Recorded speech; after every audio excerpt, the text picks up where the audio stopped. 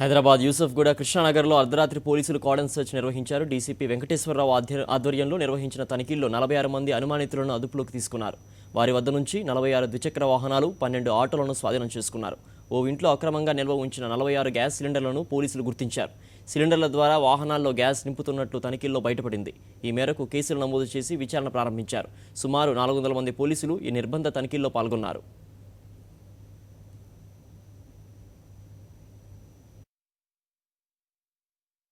చాలా నేరాలు జరిగిన సంఘటనలు కూడా ఉన్నాయి. వెహికల్స్ దొంగతనాలు అయితేనేమి, అదేవిధంగా హౌస్ థెఫ్ట్స్ అయితేనేమి, హౌస్ బ్రేకింగ్ చాలా ఇన్సిడెంట్స్ జరిగాయి.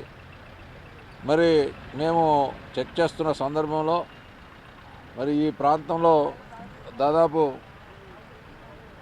46 మంది సస్పెక్ట్స్ను కూడా మేము వాళ్ళ పూర్తి వివరాలు సేకరించడానికి గాను, వాళ్ళ ఐడెంటిటీ కార్డు సరిగ్గా లేనందున వాళ్ళందరినీ కూడా అదుపులోకి తీసుకోవడం జరిగింది.